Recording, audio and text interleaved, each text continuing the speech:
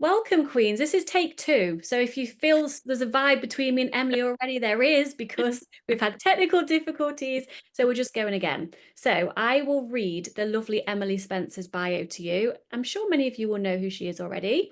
So I have Emily with me today, and Emily is an animal-loving, adventure-seeking life enthusiast who, having fully recovered from her own struggles with a restrictive eating disorder, is a passionate advocate for full ED recovery and freedom, and is honoured to support others in their journey as a coach. So welcome again, Emily, to the Body Love Binge. And once again, it is absolutely wonderful to be here, and I'm really thrilled to have been invited. Amazing. So let's dive into, because of time and because of the technical things, let's go into 5 quick fire questions. Perfect. And I will try and be as quick fire as I possibly can. No worries at all. I think I might throw you. I will ask you.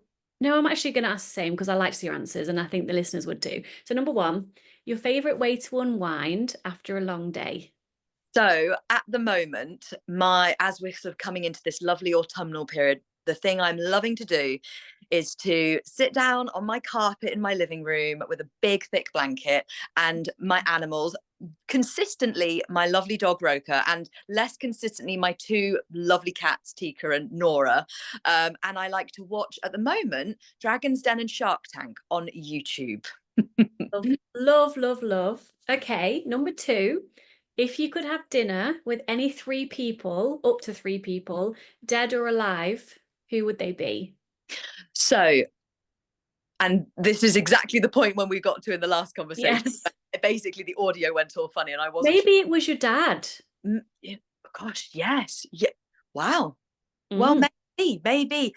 My answer last time, I sort of went waffling on about and a wonderful lady, but I couldn't remember her name. And I think because the immediate person who came to my mind was my dad. You know, very sadly at the start of this year, I lost my dad. He passed away, and immediately when you asked that, I thought I would love to sit down and have another meal with him. And I suppose it was one of those things where I thought, oh no, is that we're just doing fun, quick fire questions? Like that's very intense to bring up, but it's the truth. It's the, and like you said, this is a kind of an honest and real space, and that is, I would absolutely give and do anything to have another meal just to sit down and talk through.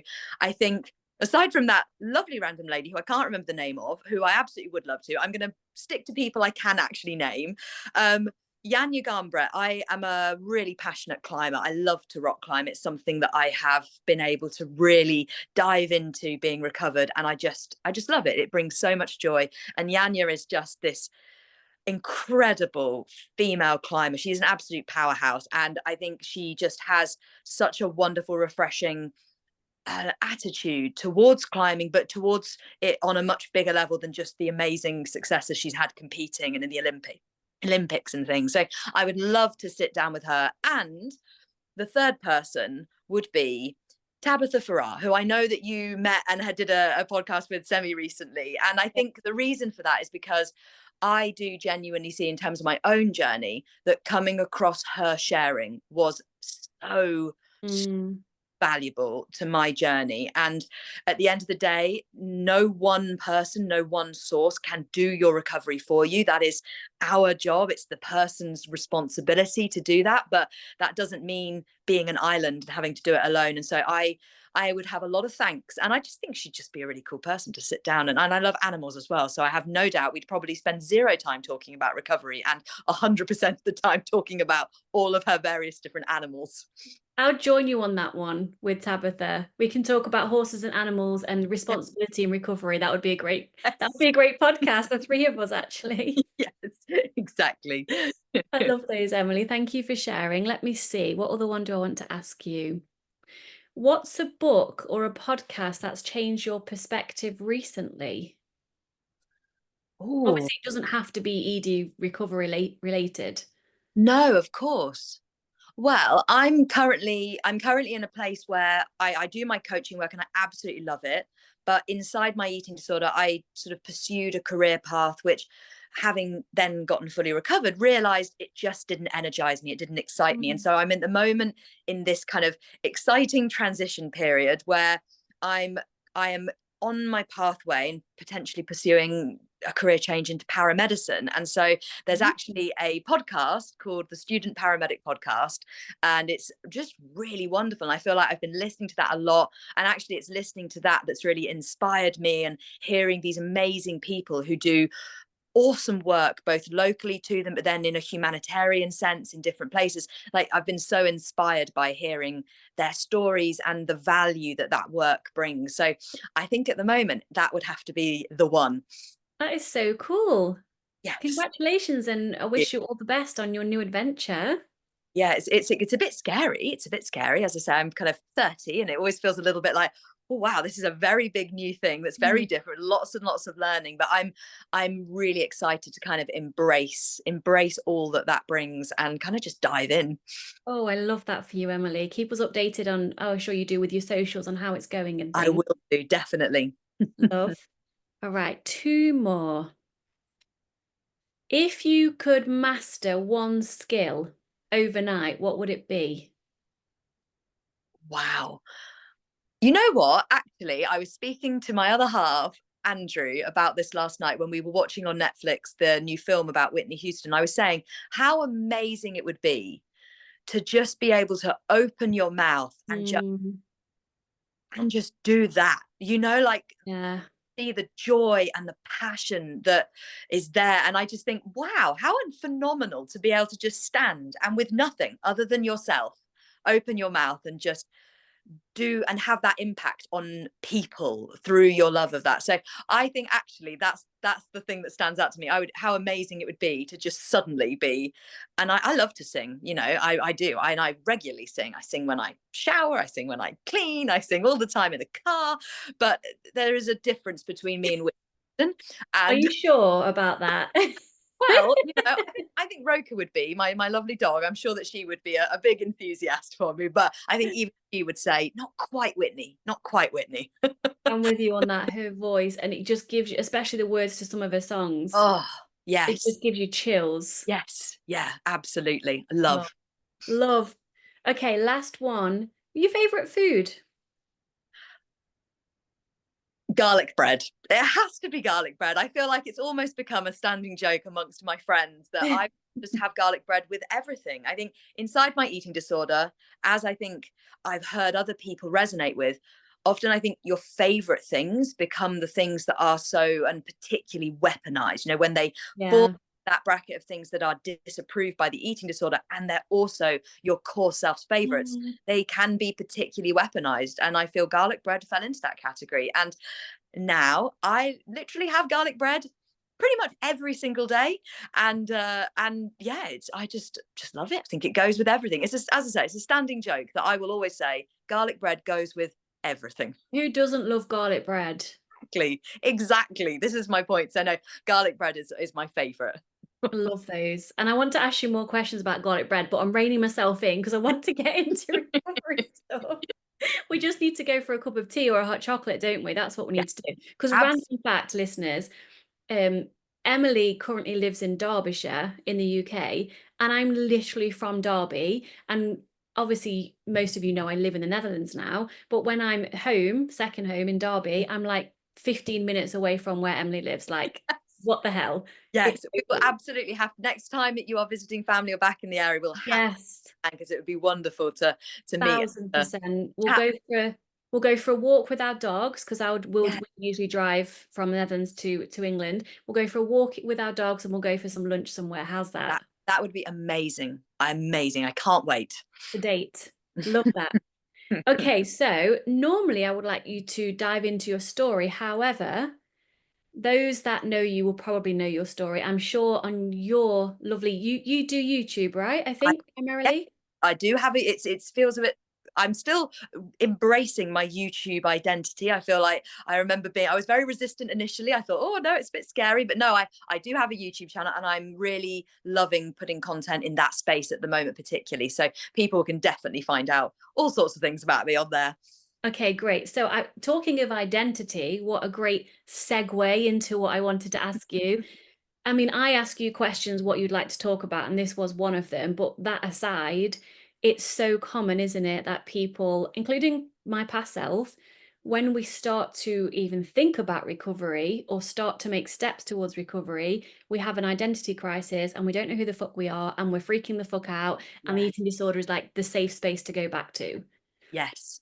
Yes. I mean, let's dive into identity. How do you support, how was your identity crisis and how did you build a new identity and how did you let go of the eating disorder identity? Yes. And I feel like each one of those things we could sit and talk for hours on. And Mhm. I think it's something that I'm really passionate about, because I remember when I was in my recovery journey, I didn't see it spoken about as much. And I felt very aware of the fact that I'd done this work to connect with my core self, to separate out the eating. So I was becoming growingly. I don't think that's the word. I'm also You just can have it as a word. slightly this way because the sunshine is right, and beautiful sunshine. I love it, but it's right in my eyes.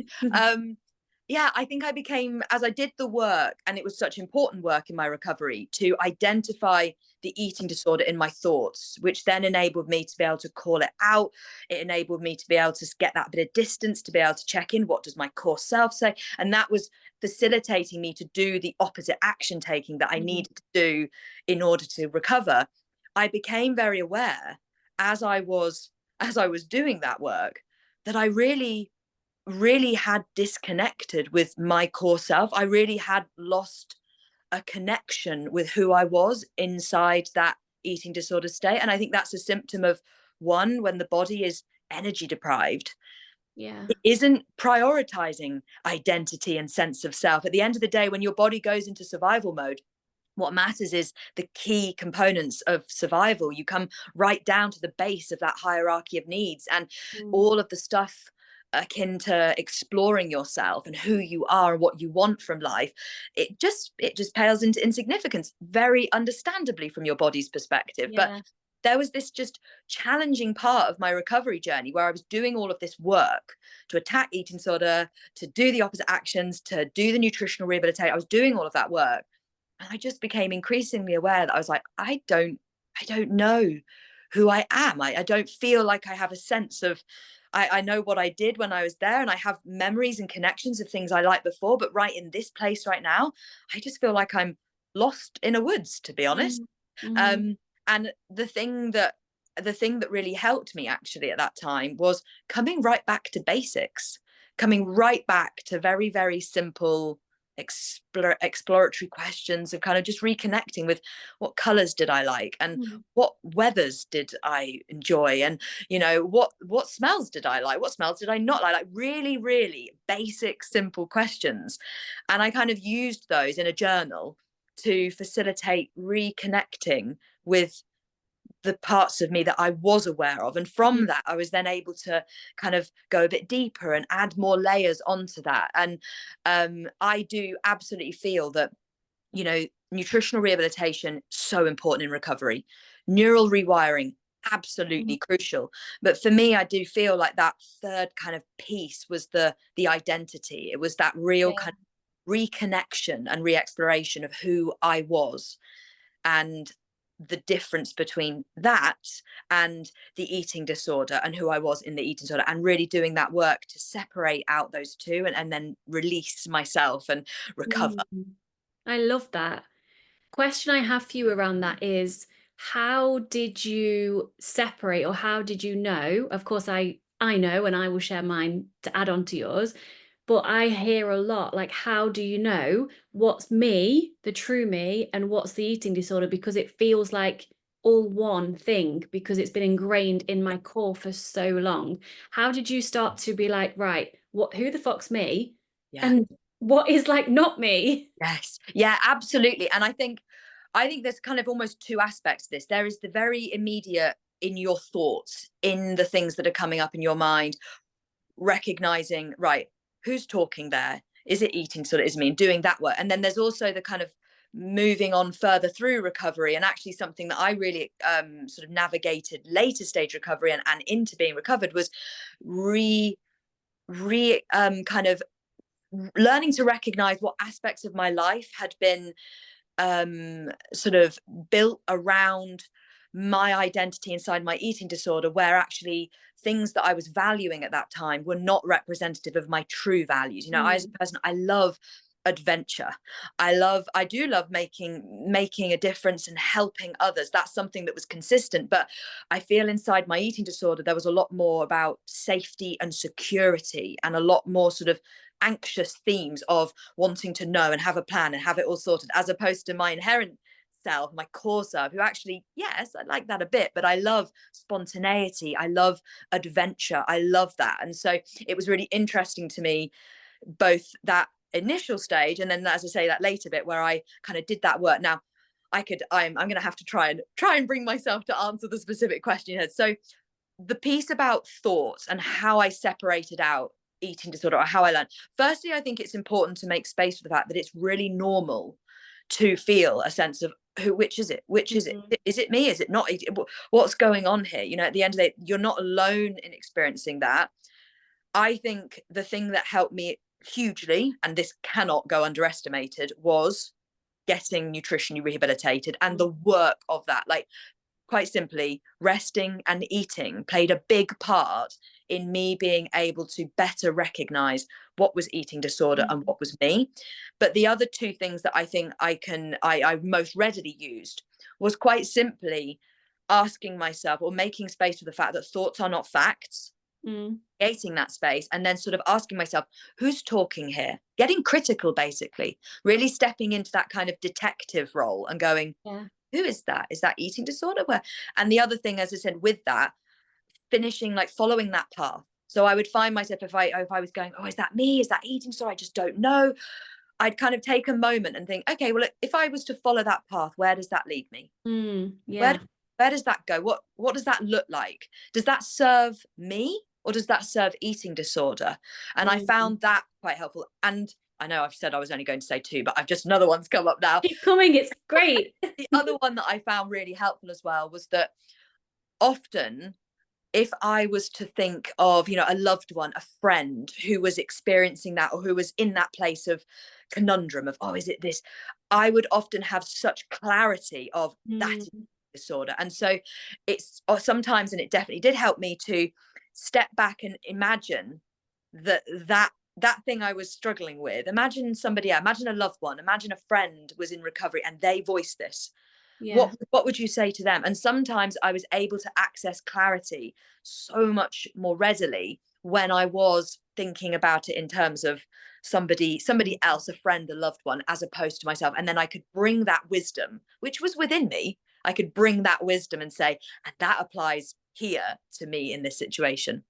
Oh, I love those. Thank you for sharing, Emily. And mine was very similar. And just to add to the back of that, it's just a different way of looking at it for me. I would connect to, okay, is this thought born from love or fear? And so for me, that was just a really quick, simple way. It had to be honest with myself Yeah. though, because obviously the eating disorder can be like, oh no, it's from love because you're going to feel so much better. You're going Yes. to feel less anxious if you don't eat the thing. Yeah, but it's actually originated from fear. Yes. And if it was born from love, even though it will be scary to do the thing, the Yes. intention behind it is from love. So I practice that simple question. And Yeah. then deep down, it's not tangible, is it, to describe? But deep down, you do know the answer. You know, Yeah. we Yeah. can lie to ourselves, Yes. but Yeah. we know. Yes, yeah, absolutely. And I love the simplicity of that as well, Mm, because I do often find, and I think this comes to the fore for me now as I get the honor of being able to support others as a coach, that there are all sorts of amazing psychological theories and exercises and things. yes. Often when you're in the thick of it, they might be valuable, but actually what often helps the most is the simpler the better. So I Mm, love that so much. Like, is it from love or is it from fear? And as I say, mine when I really boil it down, it was, who's talking here, getting honest with myself, and honesty, where does yes. that lead? Like, if I said yes to that, if I engage in that, where's that really going to take me? And I knew, like you said, at our core, Mhm. you do know, at your core there is an awareness there. Yeah. And it's just not even trusting that, because trust needs to be built. So many people, including the past me, don't know how to trust themselves, doesn't know what trust with self means. But deep down, there's that little thing that's inexplainable that you do just feel is right for you. And I think it's worth stating as well, as we're talking about identity, It's not a case of, right, I'm in recovery. This is going to be my new identity, which most people with an eating disorder have or had, the black or white needing certainty.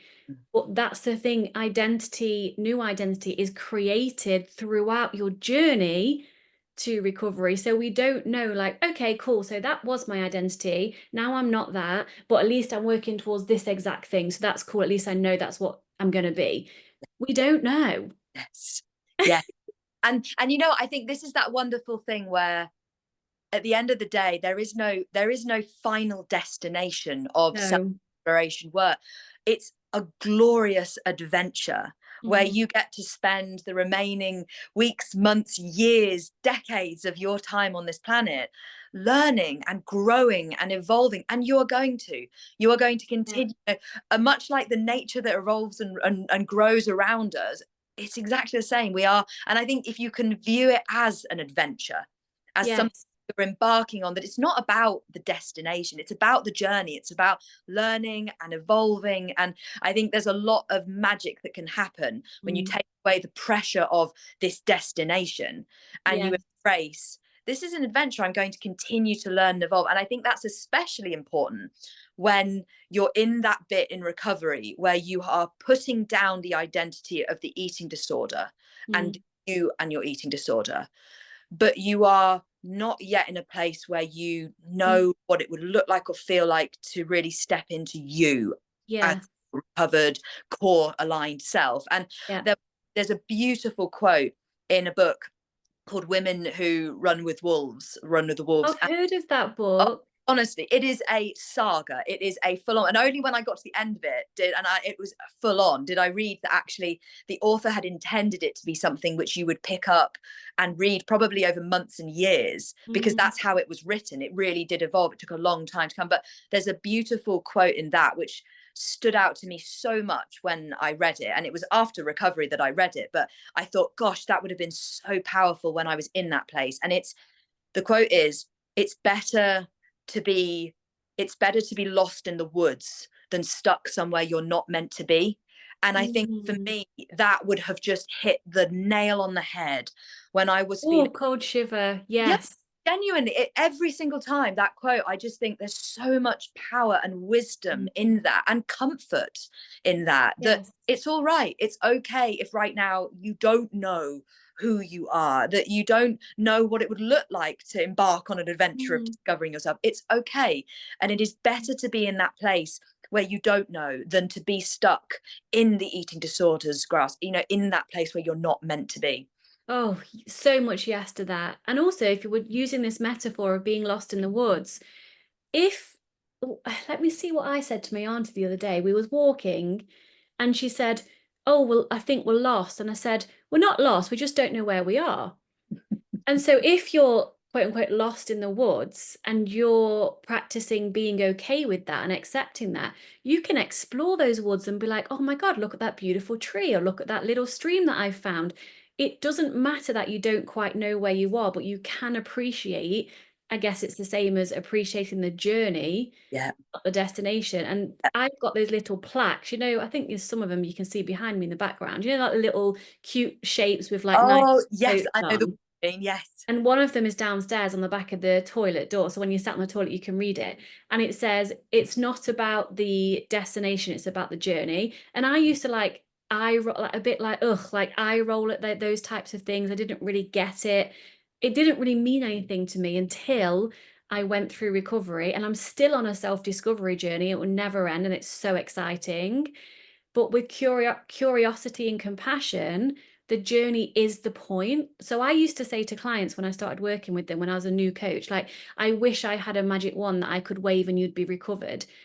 I don't wish that anymore. As much as they're in pain, they're missing the entire point of getting to know themselves and building all these beautiful characteristics and falling back home to self-love and all the things on the Yes. journey. Yeah, absolutely. Absolutely. At the end of the day, there is so much wisdom and learning and growth that is gathered Yes. by going, down the bank, through the mud, through the wading through the water and coming up the other side. Often there is, and it's a natural thing to just want a bridge, to want a lovely bridge Yeah. going to take you across and it's going to be smooth sailing. And it can be really hard to kind of accept, there's no bridge. And actually, I think I spent a lot of time standing on one bank being like, please let there be a bridge. Where's the bridge? Where's the bridge? Where's the bridge? Please let there be a bridge. Having a paddy or a tantrum, being like, I'm not moving forward until there's a bridge. Yes, exactly, exactly. And just desperately wanting that, or just, you know, metaphorically going up and down, being like, there must be a bridge somewhere around here. And Yes. having to just accept, no, the work is Mm. down the banks into the mud, wading through, doing that, and then coming up the other side and slipping and stumbling along the way. That is the work. And yes, it's tough, but at the end of the day, you will learn and grow and do so much by doing that work and by going through that process. And Yeah. then out on that other side. And you get to fall in love with the process if you're open to it, because we create our own reality through our thoughts and the perceptions and all those things. Yeah, We get to choose that, okay, well, what if this got to be good? What if this was an adventure, like you said, yeah, not like a horrible thing I have to go through to get to the other side? It's up to you how you yeah, approach this journey. And that's why coaching is so important, isn't it? Because you have that person by your side who obviously can't pick you up and carry you and find a bridge or make a bridge, but we can be quote unquote lost in the woods with you yes, and just exactly. helping you to guide yourself, because your journey through the woods will be different through our journey through the woods, but we know a few things about the woods. Yeah, absolutely. And I think one of the things that I really feel very strongly about is the importance of empowering people in their journeys, because I think Mm. something that I certainly experienced, and I know of a number of people have, many unfortunately, there can be a theme of disempowerment in Yes. certain settings relating to the recovery process. And Mm. I am a passionate advocate for the fact that this is all about, it's all about empowering. It's all about, yes, nurturing and nourishing and encouraging, but it is about empowerment. It is about people recognizing that they hold the answers within, Mm. and that they absolutely can trust their instincts at their core. And yeah, that is something I'm super passionate about. Where have you been all my life? Because literally I'm the same.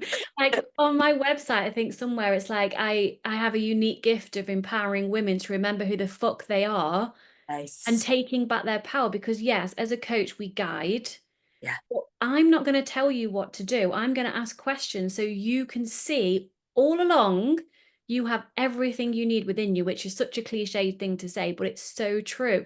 So after coaching, they don't need us anymore. That's the point. We Yeah. don't want a client who's with us for a year or so, because in my opinion, it's a bit of like a codependent relationship. Like, oh, I can't leave that coach because I need her reassurance and I need her to tell me what to do. That's, in my opinion, not powerful coaching, because you Yeah. have everything within you. We just need a bit of support now and again. Yeah, absolutely. And I think this is why, it can work so well to have that flexibility and have kind of have coaching and access to coaching in a way that really works for the person, is encouraging. And that can shift and evolve and change. When you're earlier on in your journey, that might be at a more intense level, but actually Yes. through that can be much more kind of sporadic in its nature. Mm. And yeah, no, I'm a real lover of the coaching ethos and what it stands for and what it is. And I Mm. see kind of firsthand the impact that it can have, on people's journeys.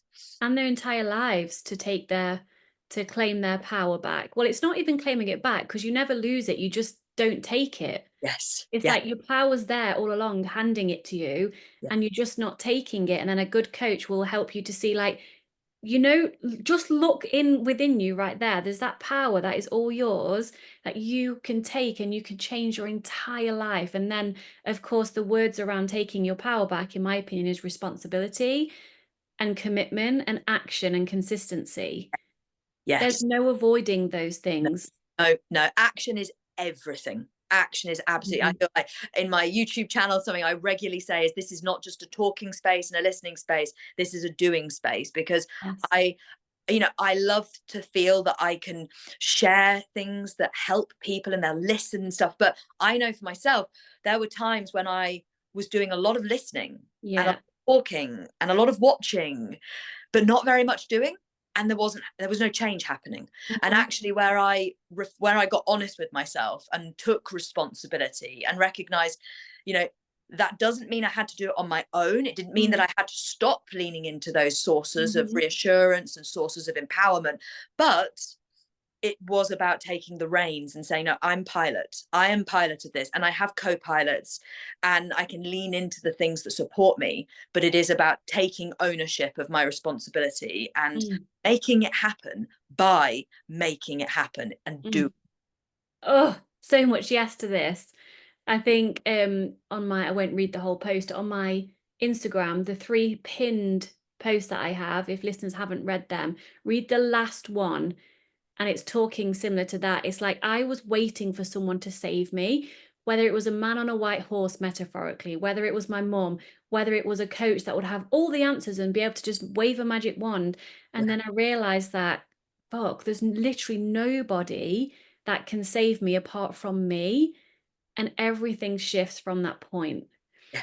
So let's go into, we've got 10 minutes left, unicorn syndrome. Yes. Yeah. What do you have to say about that? Because, I'm thinking of one client in particular, and I've been there too. It will work for everyone else, but it just won't work for me because I'm different. I can be compassionate to someone else, just just not to me because I'm different. Yes. Yeah. Well, I first came across this thing from Emily Lee. I don't know if Yes, you've heard of her, but I I have. came across, that was where I first came across this concept of the unicorn syndrome. And at the time, I was in the kind of later stages of my own recovery, and I resonated with it hugely. And I think a lot Mm. of people do. A lot of people resonate with that kind of eating disorder noise Yeah. and fear-based thoughts that are, oh, it's true for everyone else, but it's not true for you because of XYZ Mm. and all of the other letters in the alphabet Yeah. type. And all the other evidence that the brain gives you to Yes. prove the point. Yeah, exactly. Because eating disorders are masters of confirmation bias. And so you might Yep. go and watch and listen, and you might pick up hundreds of pieces of information that actually say, do it, listen to your body, honor your hunger, attack eating disorder with opposite action. You might listen to all of that stuff. And then that one comment that you read on that one post, or that one sentence that just slightly conflicts with that message or what your core self knows is right for you, that's the thing that the eating disorder mindset can latch onto and go, right, okay, here we are. This is the thing that we're now going to put up on a pedestal. And I think Yeah. having awareness for the fact that that was a shared experience was a huge thing for me in it. I think, yes, as I said, recovery, and we've spoken about, it is about taking responsibility. But I think because there is such a biological component of the recovery journey and of eating disorders, there is this huge shared experience Mm. in the ways that it impacts, in the ways that your cognitions can shift, and the impact that that has. And I think it helped me a lot to recognize, oh, this is an eating disorder thing. This is an eating disorder thing. Like, and I think it also took compassion. And I think, well, oh, I love the word compassion because it means being kind to yourself. Mm. But in that is brutal honesty Yes. and Yeah. making yourself do things. At the end, it's almost like that kind of self nurturing, kind of self parenting role almost, where it's like, look, you don't want to do this right now, but this is the best thing for you. And Mhm. actually, this is coming from a loving, nurturing space, but you've got to go and do that thing that scares you a lot because that is the best thing for you. Yeah. And so I think really channeling that self compassion and going, right, I have got to do the opposite action here. I have got to march into this. I have got to recognize that what happens if I follow that path? If I follow that path of, oh, that person over there, well, they can honor all of their hunger without any restriction, regardless of where their weight is. But you can't. Okay, let's follow that path. If I say yes to that, where does that lead me? And I just go, oh, I'm just going to live the rest of my life with an eating disorder. And then, Yeah. is that where I want to get to? No. Right. No. Okay. So you've got to not listen to that thought. And what's that going to look like? That's going to look like honoring all of my hunger and eating without restriction, Mm. regardless of anything, regardless of any condition, any judgment, any shoulds, regardless of any of it, and Yeah. how to make that happen. And I think the combination of awareness, self-compassion, and making it happen, doing it, those were the things that enabled me to push through that very shared eating disorder symptom of the Mm. syndrome. Yeah. And also getting, I know it requires tough love to self as well, to understand that I'm being a victim to the eating disorder. It's like, oh, I'm helpless, I'm different, won't work for me. In my opinion, and I always share this in the right way with the person, whoever it is, you're not a fucking victim to the eating disorder. You're not powerless over this. Yeah. You are living in a story, which is all it is, a story with evidence backed up by the eating disorder brain, Yeah. that it won't work for me, I'm different, all these big long stories that we live in. Yeah. If you change the story and then take action regardless of the fear, because obviously you're going to have fear, otherwise you wouldn't be in an eating disorder stuck there. It's about understanding, again, I guess, going back to that empowerment, like you are not a victim to the eating disorder, all the purging behaviors, all the thoughts. You get to decide. It just takes like one action and then another, and then it gets so much, I Yes. want to say, easier, quicker, because it does.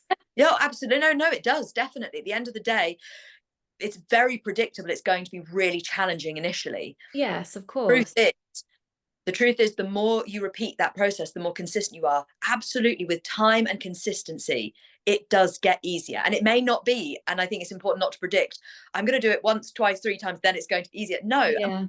you'll do it once and you'll already start to notice the weakening of that neural network, the weakening Mhm. of that fear. And you'll start with other things. It might take you weeks and months, and you might be really, really wading through treacle with resistance and backlash and fear.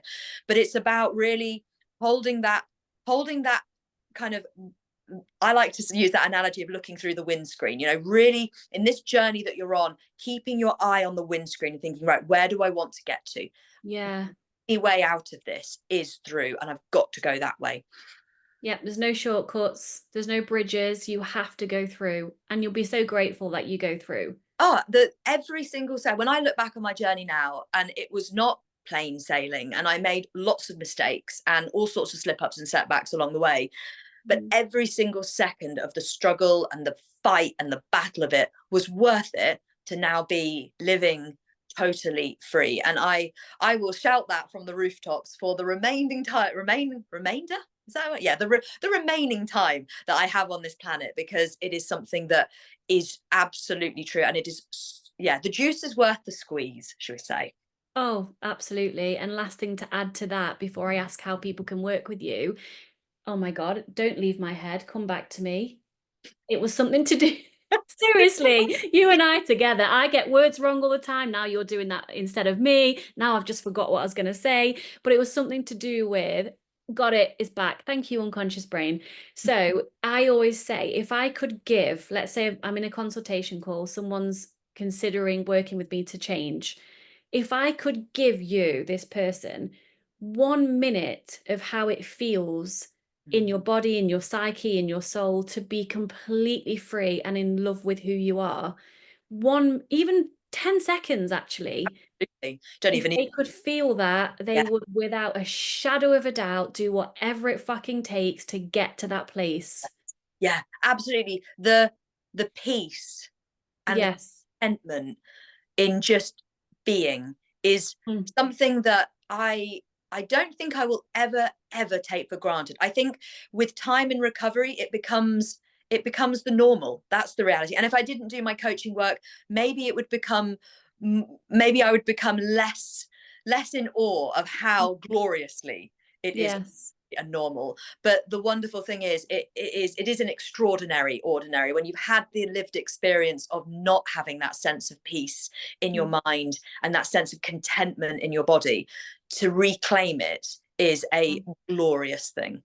Yes. Oh, Emily, I could speak to you for hours. Oh, I feel absolutely similarly. Also, I've literally had to like shuffle. I'm basically sat on my poor dog. She's like, she so like, people who are listening on the podcast, I've got lovely sunshine coming through my windows, and it's just kind of hitting my eyes. It's like a band of, like a mask of sunshine. It's like the bit with my blind. I'm like, I'll just keep my eyes here. And funnily enough, we both are wearing red. Yes, yes. What star sign are you? Is that Aquarius? Oh, the fish. So February Yeah, time. February, yes. Do you know your human design? No, no, no. Oh, rabbit hole. If you might not be interested in that Okay, stuff. okay. But I would guess the reason I asked you is because I think you and I are so similar in our energy, in what we stand for, and the adventure, the spontaneity. Like I'm literally like, me too, me too, me too. I'm just curious what your human design is. If you want to find it out, I'll message you separately Yeah. about it. Oh, to be honest, I have to admit, I have not even heard of that as a concept. So I'm Mm. very curious. I'll absolutely. I love a rabbit hole. So Yes. be. I'll send you the link so you can find out what yours is, and I'll be curious to see what energy type you are, because I would guess it's the same as mine. Yeah, no. Well, I will look forward to finding that out. Cool. So, Emily, you're a coach. Are you taking on clients? How can people work Uh, with you? What uh, capacity do you have? yeah, so at the moment I am running at full capacity. They can find out information about me on my website. I'm really a passionate, I've said passionate advocate, maybe a few too many times, but I just have a lot of passion to give. I'm really passionate about trying to make support in the field of eating disorders as accessible as possible. And obviously, in order to be able to do my best coaching, there is a limit to how much I can do of that kind of Yes. fun stuff. So I'm really keen to try and put out YouTube content. I have lots of posts on Instagram. I don't tend to post on Instagram as much anymore. I think I'm not in love with the platform as much as I was. And I'm finding that YouTube is allowing me to share so much more of the nuance, Mm. and put a bit more of my character and energy into things rather than sort of the written form on Instagram. And then I also have a podcast that I do with another recovery coach as well, called the Unrestricted podcast. So yeah, if they want to find out things, and I'll give you the link to my website and stuff so people can find me there. But yeah, no, I'm generally, I do have kind of spaces coming up throughout the year, but at the moment I'm sort of fully booked as I'm kind of rejigging things in preparation for commencing studies. Yes. Yeah, but my I will continue to coach. I absolutely love it. It brings me so much joy, and Mm. it energizes me no end as well. And so yeah, I will definitely be continuing to do it. I'm just excitedly seeking out that balance of using this experience I've been through to support others, but also digging into my core self and what that Mm. core me wants to be doing, and as well from a kind of career passions perspective. Yeah, leading by example, a true leader. Oh, well, thank you. That honestly, it's been absolutely wonderful. And I'm very much looking forward to a dog walk and lunch. That sounds Oh, glorious. We'll have to. it's going to happen. It Yeah, absolutely will. When I've had my baby, which will be from 3 weeks to 5 weeks, who knows, which is very exciting. so exciting. We'll be coming to England, and Okay. baby can stay with my husband, and we'll go for a dog walk and lunch. Oh my God. I cannot wait. I really Me, wait. me Thank too. you so much. Oh, So much for having you me. are so welcome. And listeners, if you loved this conversation, which I'm sure you did, screenshot, tag us, all the things. You can comment now on the app that I use to put my podcast everywhere. So let us know what you think about it. We genuinely care. And as you can tell, we have so much passion, both of us. So, Emily, thank you for your time and Thank your you. wisdom. Thank All you. the love to you. Thank And you. we'll see You you too, and soon. everyone who's listening. Lots of love. Mwah. Bye, Bye. everybody.